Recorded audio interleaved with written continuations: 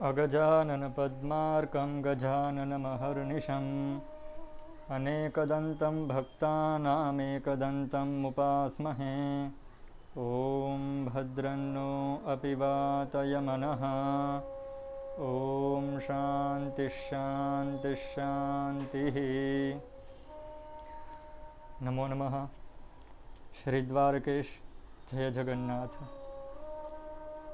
पिछले वीडियो में हमने गणेश पर चर्चा करी थी, गणपति तत्व का आध्यात्मिक रहस्य।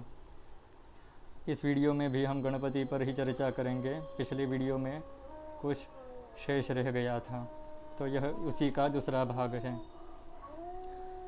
गणपति का एक नाम है एकदंतम, एकदंत। एकदंत का वेदांत में क्या अर्थ होता है, आध्यात्मिक अर्थ क्या होता है, तात्विक अर्थ क्या होता है, वह हम जानेंगे।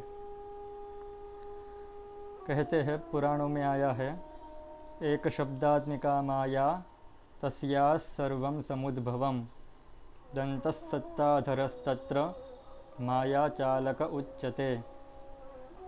एक और दंत नाम में दो शब्द है, तो एक शब्दात्मिका माया, एक कहते हैं माया को, जिससे यह सर्व प्रादुर्भूत हुआ है, समुद्भवम, समुद्भूत हुआ है। जैसा कि हमने अगले वीडियो में माया तत्व पर विचार किया था। फिर दंत शब्द का क्या अर्थ होता है? दंतस्सत्ताधरस्तत्र। दंत शब्द जो है वह सत्ताधर का नियामक है। माया पर जो सत्ता धृत करता है, माया पर जो अपना नियमन करता है, माया का जो नियामक है, वह है दंत, अर्थात ब्रह्म। ब्रह्म ही माया पर नियमन करता है, सत्ताधर वही है। तो इसमें अर्थ यह होता है कि माया भी गणपति है और ब्रह्म भी।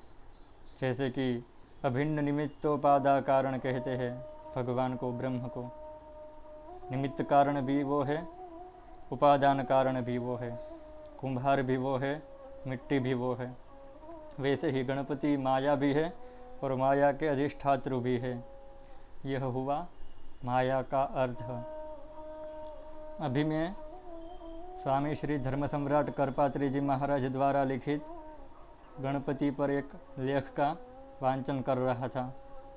बड़ी अच्छी बात कही है स्वामी जी ने, करपात्री जी महाराज ने। उन्होंने कहा कि गणपति जी का वर्णन कहाँ पर नहीं है। सबसे पहला पुराण है ब्रह्म पुराण। ब्रह्म पुराण में निर्गुण निराकार गणपति का, गणेश का वर्णन है। सबसे अंतिम पुराण है ब्रह्मांड पुराण। ब्रह्मांड पुराण में सगुण साकार गणपति का महत्व का वर्णन है, महात्म्य का वर्णन है। इतना ही नहीं, उपपुराण की बात करें, सबसे पहला उपपुराण है गणेश पुराण। उसमें तो गणपति की ही बात होती है, लेकिन उसमें विशेषता यह है कि गणेश पुराण में सगुण निर्गुण गणेश की एकता का वर्णन है। यह बड़ी बात है। सगुण निर्गुण गणेश की एकता। गणेश पुराण हमें पढ़ना चाहिए, एक पुस्तक लेना चाहिए, बहुत जानकारी प्राप्त करने लायक है। और अंतिम उपपुराण है मोदगल पुराण। मोदगल पुराण में योगमय गणेश का वर्णन है। योगमय गणेश का वर्णन मोदगल पुराण में है। आज हम एक कथा प्रसंग का वर्णन करेंगे। स्कंद पुराण में और मोदगल पुराण में कथा एक आती है कि एक राजा होता है जिसका नाम अभिनंदन होता है। वह इंद्रभाग शून्य यज्ञ करता है। इंद्रभाग शून्य यज्ञ अर्थात जिसमें इंद्र का स्थापन नहीं होता, इंद्र को आहुति नहीं दी जाती।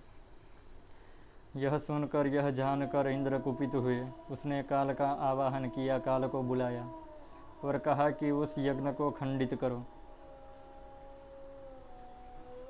काल ने विघ्नासुर का रूप धारण किया। यह जो संसार है वह काल के ही अधीन है। जन्म मृत्युमय जगत काल के ही अधीन है। काल तीनों लोकों में भ्रमण करता है, क्योंकि कालो जगत भक्षकः, काल पूरे जगत का भक्षक है। सजीव निर्जीव सब प्राणी मात्र को, पंचभूत को वह अपने ग्रास के रूप में ग्रहण कर ही लेता है। काल कहते हैं कलनात् सर्वभूतानां सकालः परिकीर्तितः, जो सर्वभूतों का कलन करे, क्षरण करे, वही काल है। और यहाँ तक कहा है कि कालः कलयते लोकम, कालः कलयते जगत, कालः कलयते विश्वम, तेन कालो विधीयते। काल क्या है? जो विश्व को, जगत को और तीनों लोक को क्षरित कर दे, अपना ग्रास बना ले, जिसका खंडन कर दे, वही काल है। काल से कोई बच नहीं सकता। लेकिन जो ब्रह्मज्ञानी पुरुष है वह काल को जीतकर अमृतमय हो जाते हैं। ब्रह्मज्ञान का साधन वैदिक स्मार्त कर्म है। भगवद गीता में 18वें अध्याय में 46वें श्लोक में कहा गया है, स्वकर्मणा त्वमर्भ्यर्च सिद्धिं विन्दति मानवः। तो इस प्रकार से सत्कर्म से, वैदिक स्मार्त कर्म से अंतःकरण शुद्ध होता है, भगवत साक्षात्कार होता है और ब्रह्म ज्ञान होता है। और ब्रह्म ज्ञान के पश्चात काल ब्रह्मज्ञानी पुरुष का कुछ बिगाड़ नहीं सकता। और इसीलिए जितने भी सत्कर्म होते हैं वहाँ पर काल विघ्न निर्मित करता है। तो इंद्र की आज्ञा से काल ही विघ्न के रूप में राजा अभिनंदन के यज्ञ में आया, राजा अभिनंदन का वध किया और दूसरे भी जितने सत्कर्म हो रहे थे सब में विघ्न डालने लगा। यह देखकर वशिष्ठादि ऋषि चिंतित हो गए कि ऐसे तो कैसे चलेगा। तो वह सब एकत्रित हुए और ब्रह्मा जी की शरण में गए। ब्रह्मा जी ने कहा कि गणपति की, गणेश की स्तुति करें, क्योंकि गणेश जी असाधारण विघ्न विनाशकत्व गुण से संपन्न है। उसके अलावा विघ्न को हराने में कोई समर्थ नहीं है। तो सबने मिलकर गणेश जी की स्तुति प्रार्थना करी। विघ्नासुर श्री गणेश जी से पराजित होकर उनकी शरण में गया और उनका आज्ञावशवर्ती हुआ। अतः गणेश जी का नाम विघ्नराज हुआ। उसी समय से गणेश पूजन स्मरण रहित जो भी सत्कर्म किया जाता है उसमें विघ्न का प्रादुर्भाव होने लगता है। तब से विघ्न भगवान श्री गणेश जी के ही आश्रित रहने लगा। विघ्न भी काल रूप होने से भगवत स्वरूप है। जितने भी कर्मकांडी ब्राह्मण हैं उनको पता होगा, पुण्यवाचन जब हम करते हैं तब उसमें एक वाक्य आता है, भगवंतो विघ्न विनायको प्रीयताम। तो हम उसका भी आवाहन करते हैं, उसका भी भाग देते हैं, उससे भी प्रार्थना करते हैं। तो यह एक बात हुई। तो ऐसी ऐसी अलग अलग कथाएँ हैं जो हमें पढ़नी चाहिए। गणेश जी के बारे में जितना बोले कम है। मैंने जब यह विषय पसंद किया था तो मैंने सोचा कि एक वीडियो बनेगा, लेकिन इसमें जितने वीडियो बनाए, जितना बोले उतना कम है। तो आज के लिए इतना ही।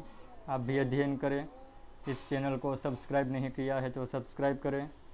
इस चैनल को शेयर करें, वीडियो को शेयर करें अपने परिवारजनों के साथ, संबंधी जनों के साथ, मित्रों के साथ। और इस चैनल से जुड़े रहिए, धर्म से जुड़े रहिए, सनातन धर्म से जुड़े रहिए। इत्युक्त्वा अस्तु विरमामि नमामि यामि च भाषणमत्रोपसंहरामि। श्रीद्वारकेश जय जगन्नाथ।